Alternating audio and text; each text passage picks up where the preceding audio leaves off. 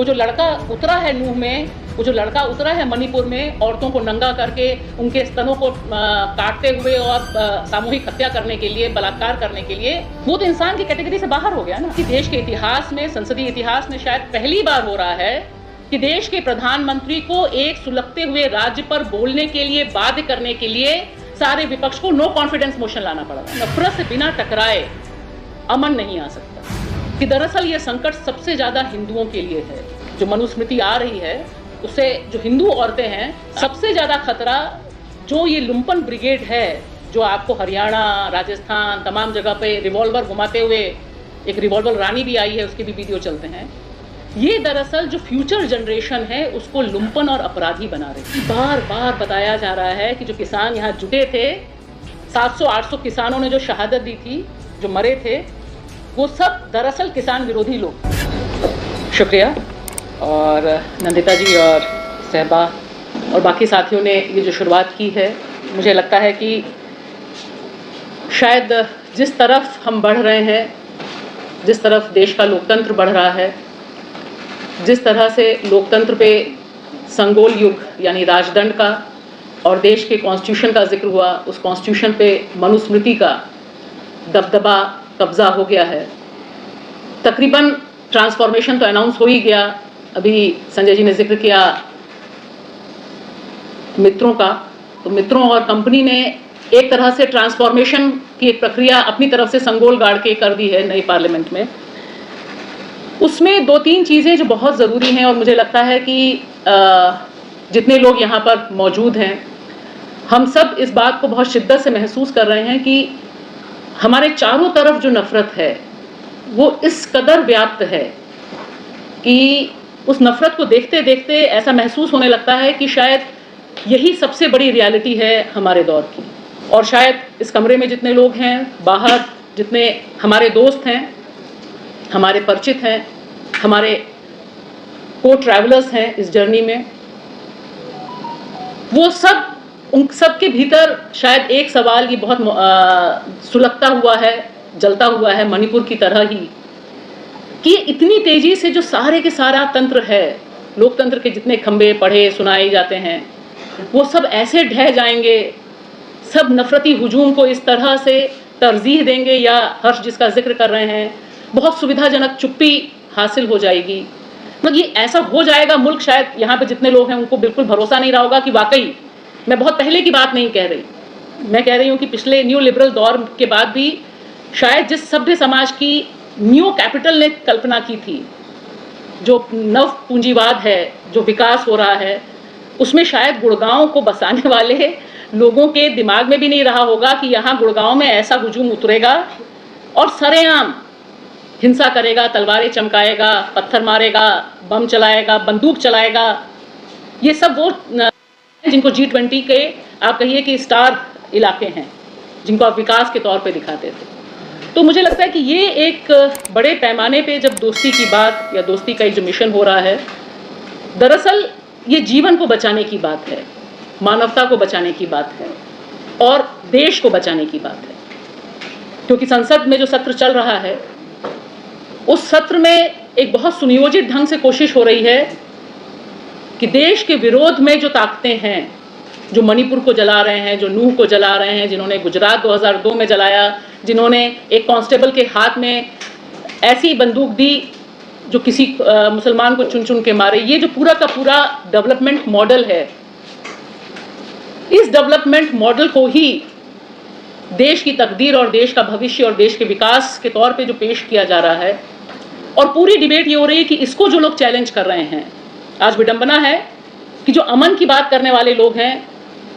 वो देशद्रोही quote unquote स्थापित हो रहे हैं। आज पार्लियामेंट के भीतर जिस समय पी सायनाथ की फोटो दिखा के अभद्र भाषा में बात हुई, तो वाकई दिल दुखी हुआ मेरा, और उनको ये बताया गया कि वो किसान विरोधी हैं, देश विरोधी हैं। तो सवाल है कि ये जो विडंबना है, ये जो आयरनी है, जिन्होंने जिंदगी पूरी अपनी इंटेलेक्चुअल कैपेसिटी उन किसानों को, उन किसान आंदोलन को आज की तारीख, देखिए तीर बहुत अंदर घुसता है, दोस्ती का जो तीर है ना, वो नफरत के कलेजे में अंदर चला जाता है। तो किसानों की जो दोस्ती थी इस मुल्क से, इस मिट्टी से, वो जो खड़े हुए, उसकी चुभन इतनी तगड़ी है कि बार बार बताया जा रहा है कि जो किसान यहाँ जुटे थे, 700-800 किसानों ने जो शहादत दी थी, जो मरे थे, वो सब दरअसल किसान विरोधी लोग थे। और क्योंकि मेरा ताल्लुक मीडिया से है और आप सब जानते हैं कि मीडिया में जो लोग, जो पत्रकार, जो चैनल्स, जो इंडिपेंडेंट जर्नलिस्ट, जो फिल्म मेकर, इतने दबाव के बाद भी पूरी निर्भीकता से, लंबलेट हुए बिना, तलवे चाटे बिना पत्रकारिता कर रहे हैं। आज की तारीख में सबसे तगड़ा हमला उन पर है। और जब ये दोस्ती की बात हम कर रहे हैं, तब आप देखिए कि जो मित्र हैं उनके बारे में बात करना, खुल के कहिए तो आज पर्याय ये बनाया जा रहा है कि अगर आप इस सरकार की किसी भी नीति को चैलेंज करते हैं, आप प्रधानमंत्री नरेंद्र मोदी की किसी भी स्टेप के खिलाफ बोलते हैं, तो आप उनके खिलाफ नहीं, आप देश के खिलाफ बोलते हैं। तो ये जो इक्वेट हो रहा है, ये जो इक्वेशन स्थापित की जा रही है कि अगर आपको देश के किसानों से प्रेम है, अगर नंदिता जी किसानों और छात्रों के बारे में बात करती हैं, अगर आप अधिकारों के बारे में सुप्रीम कोर्ट में बात करते हैं, हर्ष मणिपुर जाते हैं, प्रशांत कोर्ट के भीतर खड़े होकर मजलूम या ऐसे तबके के हक के बारे में बात करते हैं, राफेल के बारे में बात करते हैं, क्योंकि ये पावर को चैलेंज हो रहा है। तो पावर को चैलेंज करने वाले लोगों को बदनाम करने, उनको डीह्यूमनाइज करने, उनको देशद्रोही की कैटेगरी में डालने की जो साजिश है, इसमें सबसे पावरफुल सेक्शन जो खड़ा है वह मीडिया का है, जो कॉरपोरेट मीडिया है, जिसमें अकूत पैसा लगा हुआ है। जब हम बात कर रहे हैं कि कैपिटल की बात की नंदिता ने, तो मुझे वही लग रहा था कि इस समय जो कॉरपोरेट मीडिया है उसकी जो ओनरशिप है, जिस पे हम बहुत पहले बात करते थे तो लगता था लोगों को समझ नहीं आ रहा था कि क्या हो रहा है, लेकिन आज देखिए सुबह से तय हो जाता है कि प्राइम टाइम किस पर होगा, मणिपुर पे नहीं होगा, किस पर होगा वो तय हो जाएगा। सब के सब लोग उसी हिसाब से प्राइम टाइम करेंगे, उसी हिसाब से एजेंडा सेट करेंगे, उसी हिसाब से नफरत करेंगे, उसी हिसाब से मेवात को जलाएंगे और मणिपुर पे चुप रहेंगे। और मणिपुर की बात करते समय लगातार वो बोलते रहेंगे। मतलब मुझे लगता है कि बीजेपी आईटी सेल की तो जरूरत ही नहीं है, उसके लिए जो कॉर्पोरेट मीडिया के कुछ खंबे हैं वो बहुत अच्छा काम कर रहे हैं। और नफरत इस कदर है, उसकी जो पराकाष्ठा है वो हमें ट्रेन में दिखाई देती है। वो ट्रेन में ऐसा कोई आइसोलेटेड इवेंट नहीं है। मेरा मानना है कि जिस तरह से, और वो शख्स बोल भी रहा है, देखिए जो वीडियो है उसका जो दिखाया उस समय गया था, उससे समझना मुझे लगता है हम सबको, जो एक रीढ़ में सनसनी आती है उसको देखकर, 4 लोगों की हत्या करने के बाद 2 लाशें पड़ी हुई हैं और मीडिया का जिक्र कर रहा है, नेताओं का जिक्र कर रहा है, वो तो कर ही रहा है, लेकिन आप देखिए वो मीडिया का जिक्र कर रहा है कि मीडिया बता रहा है। ये जो एक नफरत, एक बहुत ऑर्गेनाइज ढंग से, बहुत सुनियोजित ढंग से, नफरत रैंडम नहीं है, ऐसा ही नहीं है कि नूह ऐसे ही जल गया, बाकायदा तैयारी है, बाकायदा सोच कर चल रहा है। मणिपुर भी ऐसे ही नहीं जलाया जा रहा और ऐसे ही नहीं उस पर खामोशी है। वो दरअसल, मैं एक बात ज़रूर यहाँ कहूँगी, सब लोग वाकिफ़ हैं लेकिन ये समझना बहुत ज़रूरी है कि दरअसल ये संकट सबसे ज़्यादा हिंदुओं के लिए है। जो मनुस्मृति आ रही है उससे जो हिंदू औरतें हैं, आज की तारीख में ये सब बोलना पड़ रहा है, ये भी बड़ी विडंबना है, शो भी करने पड़ते हैं कई बार, लेकिन वो हकीकत है कि सबसे ज़्यादा खतरा जो ये लुम्पन ब्रिगेड है, जो आपको हरियाणा, राजस्थान, तमाम जगह पे रिवॉल्वर घुमाते हुए, एक रिवॉल्वर रानी भी आई है, उसके भी वीडियो चलते हैं, ये दरअसल जो फ्यूचर जनरेशन है उसको लुम्पन और अपराधी बना रही है, उसको सभ्यता से सैकड़ों किलोमीटर दूर ले जा रही है, उसको वो बर्बर दौर में ले जा रही है। वो जो लड़का उतरा है नूह में, वो जो लड़का उतरा है मणिपुर में, औरतों को नंगा करके उनके स्तनों को काटते हुए और सामूहिक हत्या करने के लिए, बलात्कार करने के लिए, वो तो इंसान की कैटेगरी से बाहर हो गया ना। वो दरअसल देश का भविष्य है जिनके कंधों पर रखा हुआ है। और हिंदू औरतों के बारे में जो मिथ एक पैदा किया गया है, द सो कॉल्ड लव जिहाद कोट अनकोट के तहत,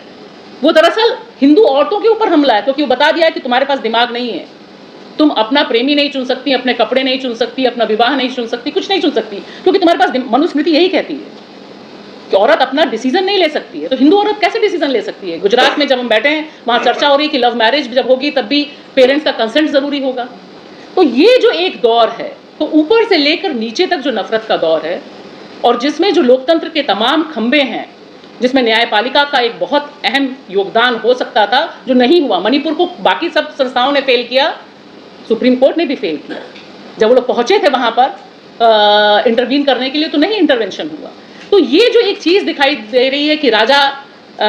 मोदी जी आते हैं तो दिखाई देता है कि रेड कारपेट है, और कोई आपके और उनके बीच नहीं आ सकता, मतलब कैमरे के बीच और मोदी जी के बीच। तो रेड कारपेट पे राजा की तरह चलते हैं। तो ये जो राजशाही का दौर है, कि अब आप सोचिए कि देश के इतिहास में, संसदीय इतिहास में शायद पहली बार हो रहा है कि देश के प्रधानमंत्री को एक सुलगते हुए राज्य पर बोलने के लिए बाध्य करने के लिए सारे विपक्ष को नो कॉन्फिडेंस मोशन लाना पड़ रहा है।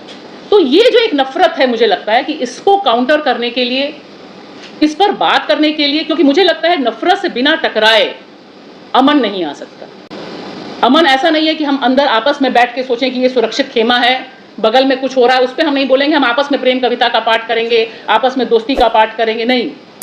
दोस्ती तभी संभव है जब वह दोस्ती इस आधार पर हो कि जो नफरत हमारे इर्द गिर्द फैल रही है, जो ये मीडिया एक लिंचिंग मॉब तैयार कर रहा है,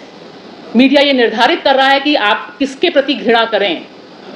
उसके खिलाफ हम जब तक अपने अपने स्पेसेस में बोलेंगे नहीं, खुलकर बोलेंगे नहीं, और निश्चित तौर पर ये जो दोस्ती है इसके बिना सरवाइव करना मुश्किल है। क्योंकि जो नफरत है, मैं तो गुड़गांव बात करके आई, देख के आई, लोग आज कह रहे हैं ना कि इतनी नफरत होने पे तो हमारा जिंदा रहना मुश्किल है, कहाँ जाएंगे हम। ये जो एहसास है कि नफरत के खिलाफ बोलने का मतलब है कि आप दोस्ती अमन के लिए बोलें, प्रेम के लिए बोलें। जिस तरह से IIM बेंगलोर ने एक लेटर जारी किया, उन्होंने कहा कि भाई नफरत को पालना बंद कर दो। बहुत पॉइंटेड लेटर है, बहुत अच्छा लेटर है। तो जो जहां है, हम सब जिस जिस भूमिका में हैं, अगर हम ये सोचें कि हमें नफरत के खिलाफ दोस्ती का काम करना है, कोई पत्रकार है, कोई वकील है, कोई टीचर है, कोई स्टूडेंट है, देश का नागरिक है, किसान है, मजदूर है, तभी इस नफरत का जो पूरा का पूरा एक ब्रिगेड चली आ रही है, इसे हम चैलेंज कर सकते हैं। और ये चैलेंज हम ही कर सकते हैं, कोई और नहीं कर सकता। ये भी मुझे पूर्ण विश्वास है कि इसका मुकाबला इस वतन में अमन की बेटियों से ही होगा और अमन के रखवालों से ही होगा। शुक्रिया।